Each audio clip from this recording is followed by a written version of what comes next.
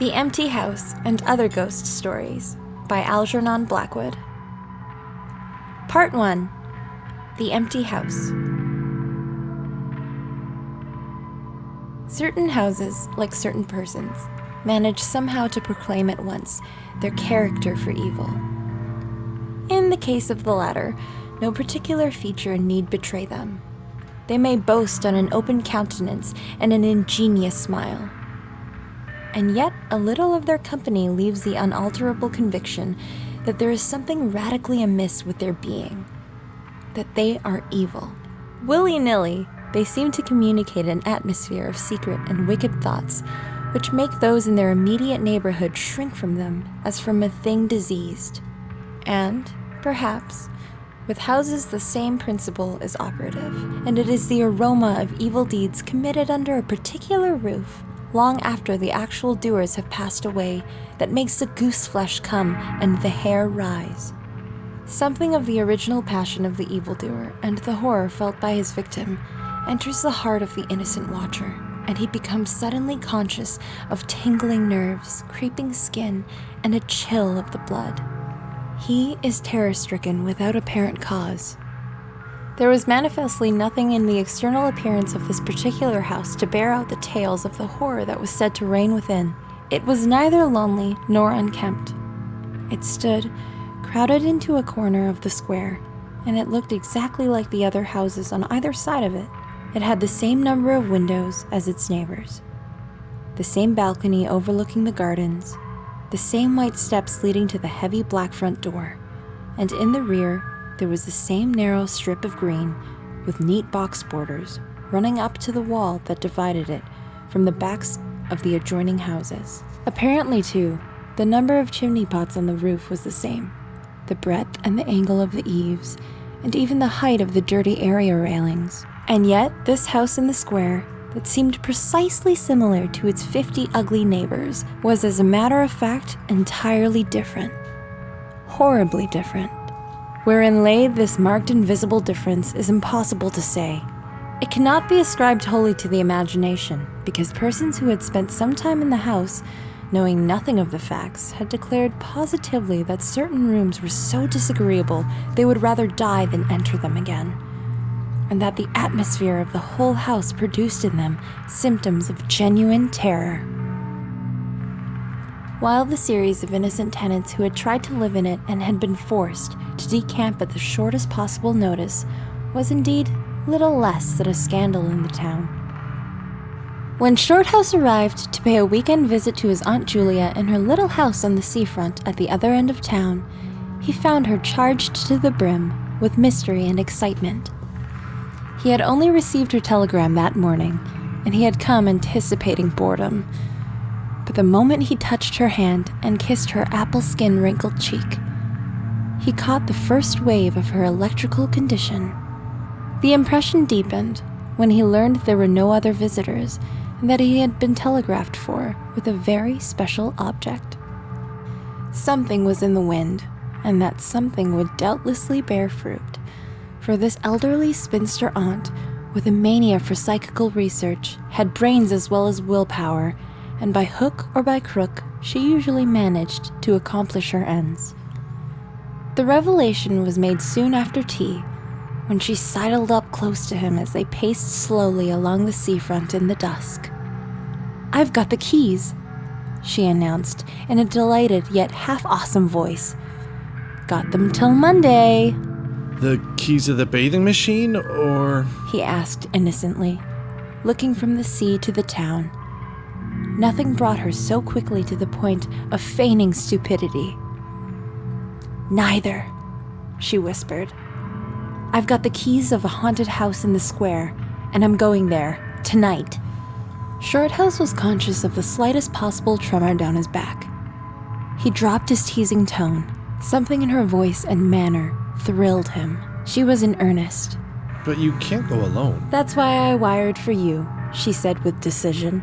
He turned to look at her. The ugly, lined, enigmatical face that was alive with excitement. There was the glow of genuine enthusiasm round it, like a halo. The eyes shone. he caught another wave of her excitement, and a second tremor, more marked than the first, accompanied it. Thanks, Aunt Julia, he said politely. Thanks awfully. I should not dare to go quite alone, she went on, raising her voice. But with you, I should enjoy it immensely.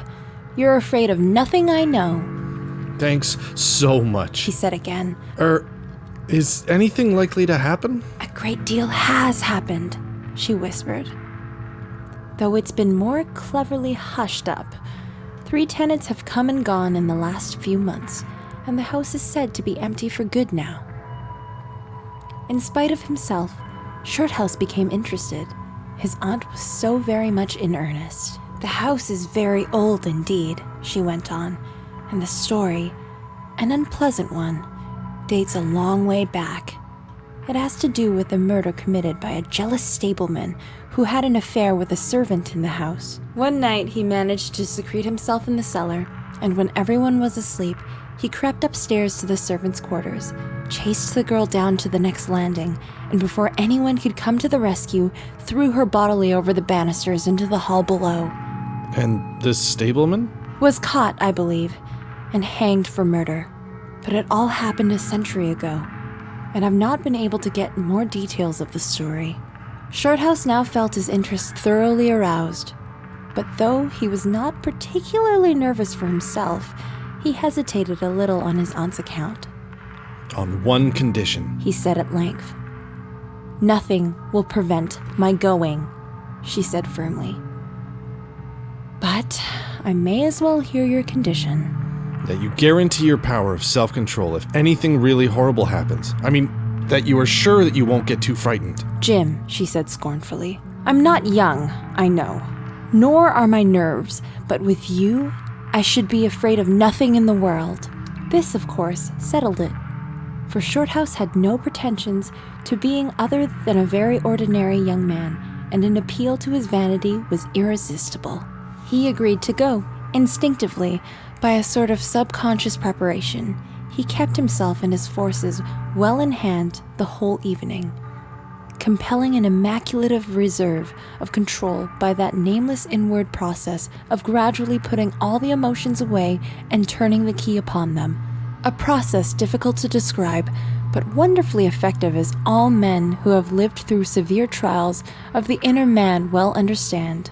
Later it stood him in good stead, but it was not until 10:30, when they stood in the hall, well in the glare of friendly lamps and still surrounded by comforting human influences, that he had to make the first call upon this store of collected strength. For once the door was closed, and he saw the deserted, silent street stretching away, white in the moonlight, before them, it came to him clearly that the real test that night would be in dealing with 2 fears instead of 1. He would have to carry his aunt's fear as well as his own. And as he glanced down at her sphinx-like countenance and realized that it might assume no pleasant aspect in a rush of real terror, he felt satisfied with only one thing in the whole adventure: that he had confidence in his own will and power to stand against any shock that might come. Slowly, they walked along the empty streets of the town. A bright autumn moon silvered the roofs, casting deep shadows. There was no breath of wind, and the trees in the formal gardens by the seafront watched them silently as they passed along. To his aunt's occasional remarks, Shorthouse made no reply, realizing that she was simply surrounding herself with mental buffers, saying ordinary things to prevent herself thinking of extraordinary things. Few windows showed lights, and from scarcely a single chimney came smoke or sparks.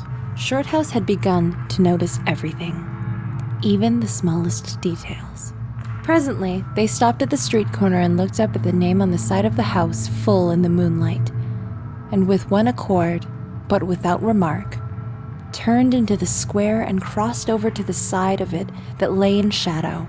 "The number of the house is 13, whispered a voice at his side, and neither of them made the obvious reference, but passed across the broad sheet of moonlight and began to march up to the pavement in silence.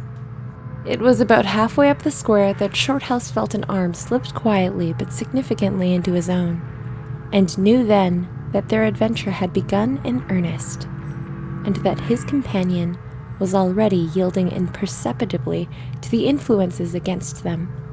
She needed support.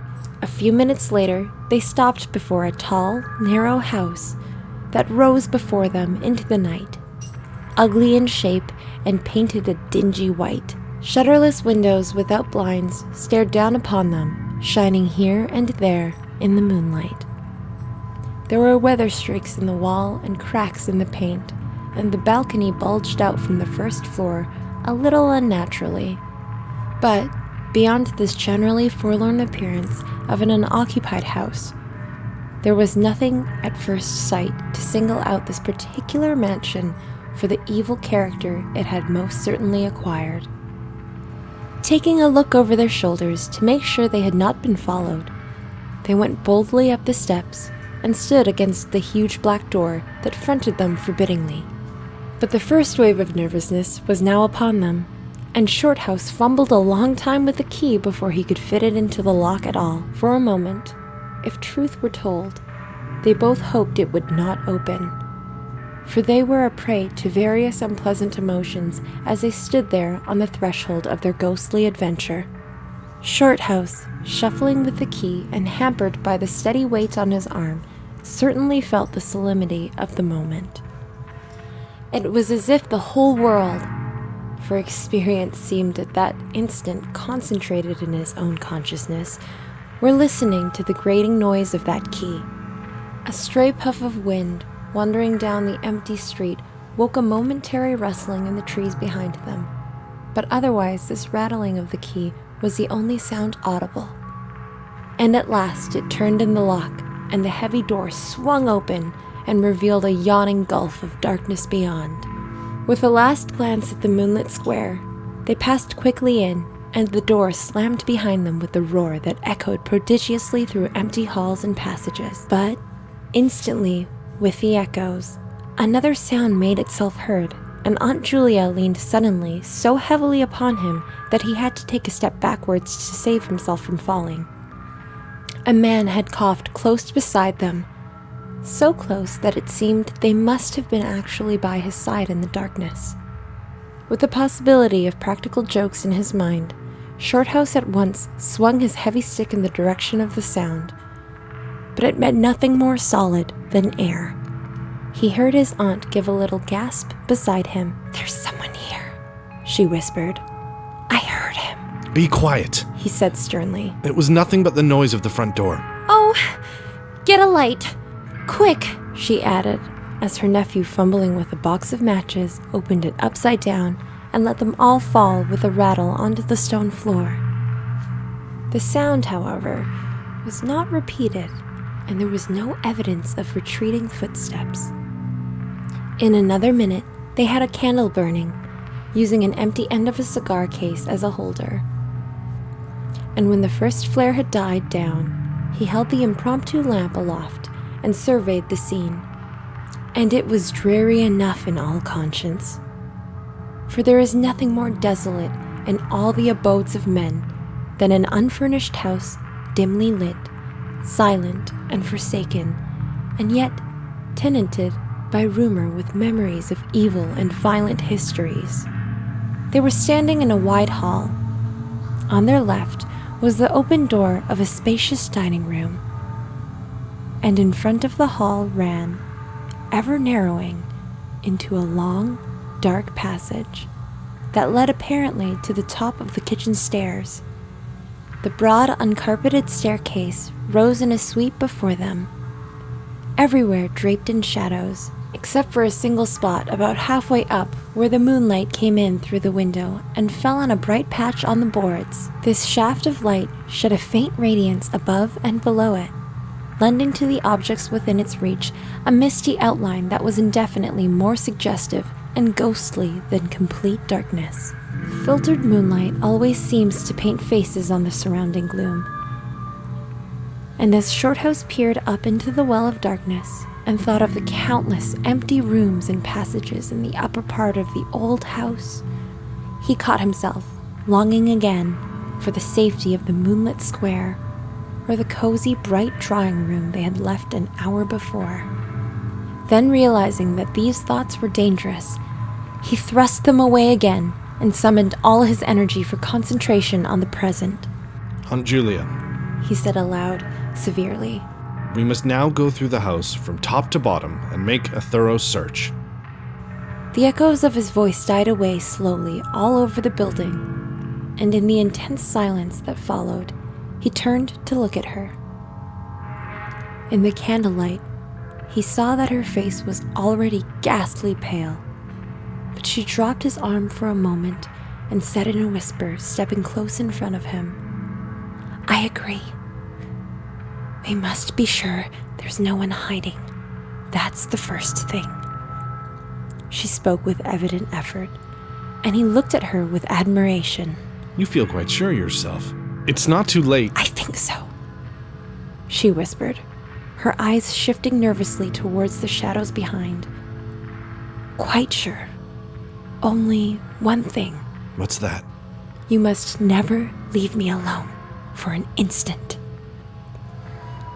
As long as you understand that any sound or appearance must be investigated at once, for to hesitate means to admit fear. That is fatal. "Agreed," she said, a little shakily after a moment's hesitation. "I'll try."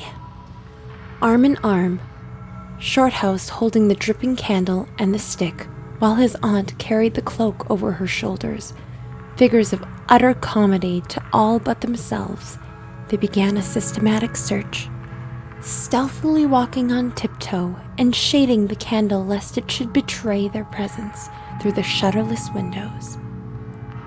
They went first into the big dining room. There was not a stick of furniture to be seen. Bare walls, ugly mantelpieces, and empty grates stared at them. Everything they felt resented their intrusion, as it were with veiled eyes. Whispers followed them. Shadows flitted noiselessly to the right and left. Something seemed ever at their back, watching, waiting an opportunity to do them injury. There was the inevitable sense that operations which went on when the room was empty had been temporarily suspended till they were well out of the way again. The whole dark interior of the old building seemed to become a malignant presence that rose up, warning them to desist and mind their own business. Every moment, the strain of the nerves increased. Out of the gloomy dining room, they passed through large folding doors into a sort of library or smoking room, wrapped equally in silence, darkness, and dust. And from this, they regained the hall near the top of the back stairs. Here, a pitch-black tunnel opened before them into the lower regions, and, it must be confessed, they hesitated. But only for a minute. With the worst of the night still to come, it was essential to turn from nothing. Aunt Julia stumbled at the top step of the dark descent, ill-lit by the flickering candle, and even Shorthouse felt at least half of the decision go out of his legs. Come on, He said peremptorily, and his voice ran on and lost itself in the dark, empty spaces below. "I'm coming," she faltered, catching his arm with unnecessary violence. They went a little unsteadily down the stone steps, a cold, damp air meeting them in the face, close and malodorous. The kitchen, into which the stairs led along a narrow passage, was large, with a lofty ceiling. Several doors opened out of it, some into cupboards with empty jars still standing on the shelves, and others into horrible little ghostly back offices, each colder and less inviting than the last. Black beetles scurried over the floor, and once, when they knocked against a deal table standing in a corner, something about the size of a cat jumped down with a rush and fled, scampering across the stone floor into the darkness. Everywhere there was a sense of recent occupation, an impression of sadness and gloom. Leaving the main kitchen, they next went towards the scullery. The door was standing ajar, and as they pushed it open to its full extent, Aunt Julia uttered a piercing scream, which she instantly tried to stifle by placing her hand over her mouth. For a second, Shorthouse stood stock still, catching his breath. He felt as if his spine had suddenly become hollow and someone had it filled with particles of ice. Facing them, directly in their way, between the doorposts, stood the figure of a woman. She had disheveled hair and wildly staring eyes, and her face was terrified and white as death. She stood there motionless for the space of a single second. Then the candle flickered and she was gone.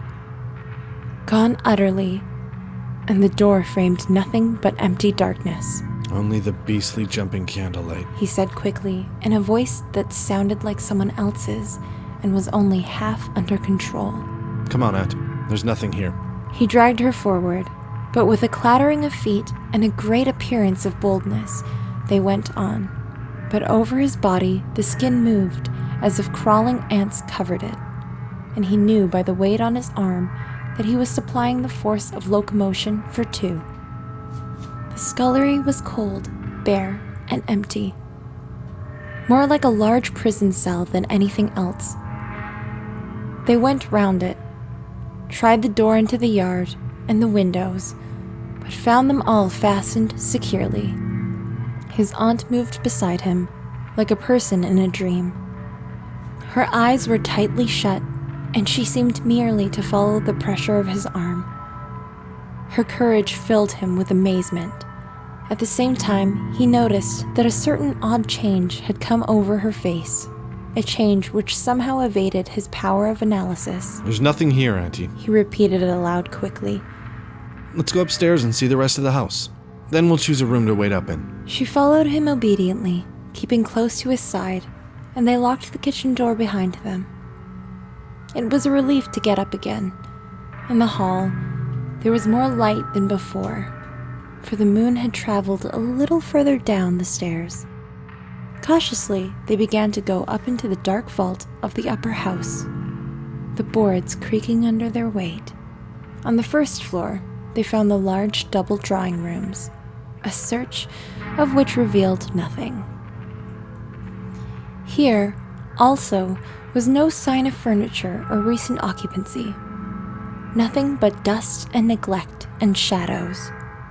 They opened the big folding doors between front and back drawing rooms, and then came out again to the landing and went on upstairs. They had not gone up more than a dozen steps when they both simultaneously stopped to listen, looking into each other's eyes with a new apprehension across the flickering candle flame. From the room they had left hardly 10 seconds before came the sound of doors quietly closing. It was beyond all question.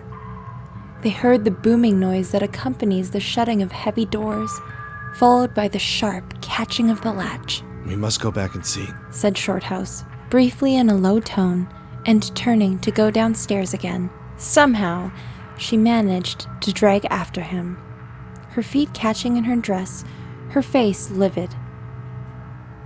When they entered the front drawing room, it was plain that the folding doors had been closed half a minute before. Without hesitation, Shorthouse opened them. He almost expected to see someone facing him in the back room, but only darkness and cold air met him. They went through both rooms, finding nothing unusual. They tried in every way to make the doors close of themselves, but there was not wind enough even to set the candle flame flickering. The doors would not move without strong pressure. All was silent as the grave. Undeniably, the rooms were utterly empty, and the house utterly still. "It's beginning," whispered a voice at his elbow, which he hardly recognized as his aunt's. He nodded acquiescence, taking out his watch to note the time. It was 15 minutes before midnight. He made the entry of exactly what had occurred in his notebook, setting the candle in its case upon the floor. In order to do so, it took a moment or two to balance it safely against the wall. Aunt Julia always declared that at this moment she was not exactly watching him, but had turned her head towards the inner room, where she fancied she heard something moving. But, at any rate, both positively agreed that there was a sound of rushing feet, heavy and swift, and the next instant the candle was out. But to Shorthouse himself had come more than this, and he has always thanked his fortunate stars that it came to him alone and not to his aunt too. For as he rose from the stooping position of balancing the candle, and before it was actually extinguished, a face thrust itself forward so close to his own that he could almost have touched it with his lips. It was a face working with passion. A man's face, dark, with thick features and angry, savage eyes. It belonged to a common man, and it was evil in its ordinary, normal expression, no doubt. But as he saw it, alive with intense, aggressive emotion, it was a malignant and terrible human countenance. There was no movement of the air, nothing but the sound of rushing feet, stockinged or muffled feet. The apparition of the face and the almost simultaneous extinguishing of the candle. In spite of himself, Shorthouse uttered a little cry, nearly losing his balance as his aunt clung to him with her whole weight in one moment of real, uncontrollable terror. She made no sound, but simply seized him bodily. Unfortunately, however, she had seen nothing, but had only heard the rushing feet, for her control returned almost at once, and he was not able to disentangle himself and strike a match. The shadows ran away on all sides before the glare, and his aunt stooped down and groped for the cigar case with the precious candle. Then they discovered that the candle had not been blown out at all. It had been crushed out. The wick was pressed down into the wax, which was flattened as if by some smooth, heavy instrument. How his companion so quickly overcame her terror, Shorthouse never properly understood, but his admiration for her self-control increased tenfold, and at the same time served to feed his own dying flame, for which he was undeniably grateful. Equally inexplicable to him was the evidence of physical force they had just witnessed. He had at once suppressed the memory of stories he had heard of physical mediums and their dangerous phenomena, for if these were true, and either his aunt or himself was unwittingly a physical medium, it meant that they were simply aiding to the focus of forces of a haunted house already charged to the brim. It was like walking with unprotected lamps among uncovered stores of gunpowder. So, with as little reflection as possible, he simply relit the candle and went up to the second floor. The arm in his trembled, it is true, and his own tread was often uncertain, but they went on with thoroughness, and after a search revealing nothing, they climbed the last flight of stairs to the top floor of all. Here they found a perfect nest of small servants' rooms, with broken pieces of furniture, dirty cane-bottomed chairs, chests of drawers, cracked mirrors, and decrepit bedsteads. The rooms had low sloping ceilings, already hung here and there with cobwebs, small windows, and badly plastered walls, a depressing and dismal region which they were glad to leave behind. It was on the stroke of midnight when they entered a small room on the third floor close to the top of the stairs, and arranged to make themselves comfortable for the remainder of their adventure. It was absolutely bare, and was said to be the room then used as a clothes closet, into which the infuriated groom had chased his victim and finally caught her. Outside, across the narrow landing, began the stairs leading up to the floor above and the servants' quarters where they had just searched. In spite of the chilliness of the night, there was something in the air of this room that cried for an open window. But there was more than this. Shorthouse could only describe it by saying that he felt less master of himself here than in any other part of the house.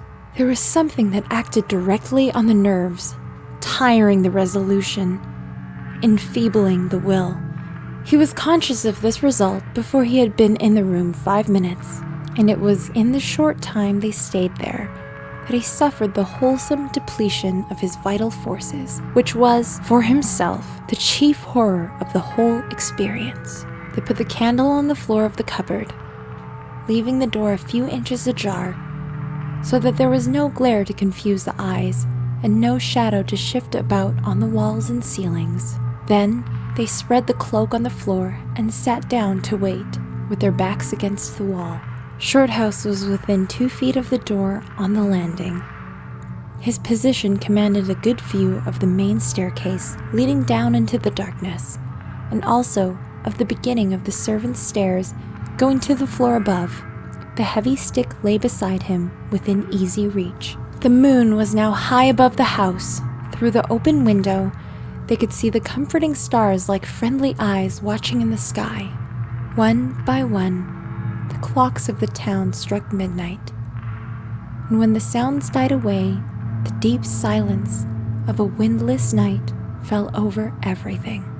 Only the boom of the sea, far away and lugubrious, filled the air with hollow murmurs. Inside the house, the silence became awful. Awful, he thought, because any minute now, it might be broken by sounds of portending terror. The strain of waiting told more and more severely on the nerves. They talked in whispers when they talked at all, for their voices aloud sounded queer and unnatural. A chilliness, not altogether due to the night air, invaded the room and made them cold. The influences against them, whatever these might be, were slowly robbing them of self-confidence and the power of decisive action. Their forces were on the wane, and the possibility of real fear took on a new and terrible meaning. He began to tremble for the elderly woman by his side, whose pluck could hardly save her beyond a certain extent. He heard the blood singing in his veins. It sometimes seemed so loud that he fancied it prevented his hearing properly certain other sounds that were beginning very faintly to make themselves audible in the very depths of the house. Every time he fastened his attention on these sounds, they instantly ceased. They certainly came no nearer. He could not rid himself of the idea that movement was going on somewhere in the lower regions of the house. The drawing room floor, where the doors had been so strangely closed, seemed too near. The sounds were further off than that. He thought of the great kitchen with the scurrying black beetles and of the dismal little scullery. But somehow or other, they did not seem to come from there either. Surely, they were not outside the house. Then, suddenly, the truth flashed into his mind, and for the space of a minute, he felt as if his blood had stopped flowing and turned to ice. The sounds were not downstairs at all. They were upstairs. Upstairs, somewhere among those horrid, gloomy little servants' rooms with their bits of broken furniture, low ceilings, and cramped windows. Upstairs, where the victim had first been disturbed and stalked to her death. And the moment he discovered where the sounds were, he began to hear them more clearly. It was the sound of feet moving stealthily along the passage overhead, in and out among the rooms and past the furniture. He turned quickly to steal a glance of the motionless figure seated beside him, to note whether she had shared his discovery. The faint candlelight coming through the crack in the cupboard door threw her strongly marked face into vivid relief against the white of the wall, but it was something else that made him catch his breath and stare again. An extraordinary something had come into her face and seemed to spread over her features like a mask. It smoothed out the deep lines and drew the skin everywhere a little tighter so that wrinkles disappeared. It brought into the face, with the sole exception of the old eyes, an appearance of youth and almost childhood. He stared in speechless amazement that It was dangerously near to horror. It was his aunt's face indeed, but it was her face of 40 years ago. The vacant, innocent face of a girl. He had heard stories of the strange effect of terror, which would wipe a human countenance clean of other emotions, obliterating all previous expressions. But he had never realized that it could be literally true, or could mean anything so simply horrible as what he now saw. For the dreadful signature of overmastering fear was written plainly in that utter vacancy of the girlish face beside him. And when, feeling his intense gaze, she turned to look at him, he instinctively closed his eyes tightly to shut out the sight. Yet, when he turned a minute later, his feelings well in hand, he saw to his intense relief another expression. His aunt was smiling, and though the face was deathly white, the awful veil had lifted, and the normal look was returning. Anything wrong? Was all he could think of to say at the moment, and the answer was eloquent, coming from such a woman. "I feel cold, and a little frightened," she whispered. He offered to close the window, but she seized hold of him and begged him not to leave her side even for an instant. "It's upstairs, I know," she whispered, with an odd half-laugh, "but I can't possibly go up." But Shorthouse thought otherwise, knowing that in action lay their best hope of self-control. He took the brandy flask and poured out a glass of neat spirit, stiff enough to help anybody over anything. She swallowed it with a little shiver. His only idea now was to get out of the house before her collapse became inevitable, but this could not safely be done by turning tail and running from the enemy. Inaction was no longer possible. Every minute, he was growing less master of himself and desperate. Aggressive measures were imperative without further delay. Moreover, the action must be taken towards the enemy, not away from it. The climax, if necessary and unavoidable, would have to be faced boldly.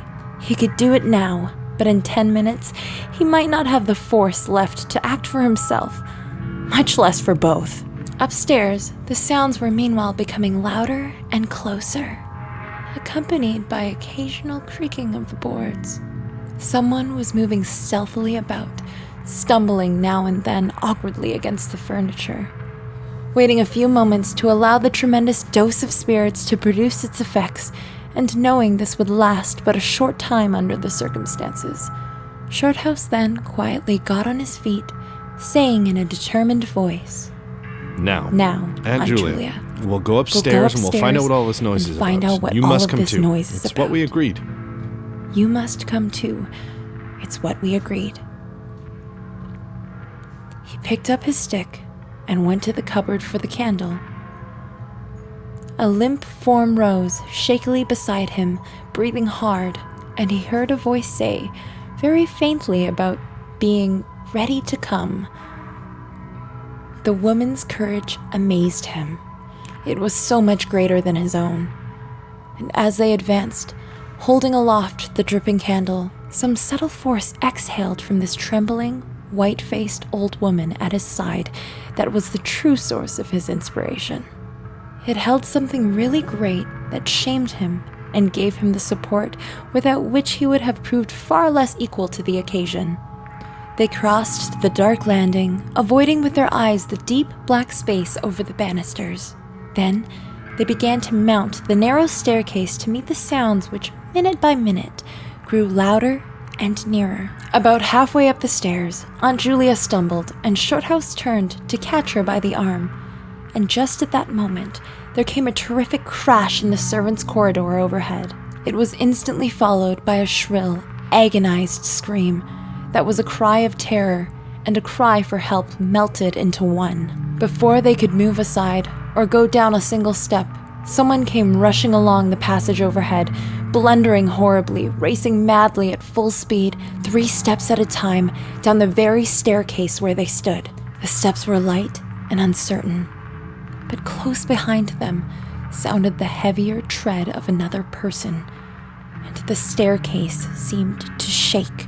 Shorthouse and his companion just had time to flatten themselves against the wall when the jumble of flying steps was upon them, and two persons, with the slightest possible interval between them, dashed past at full speed.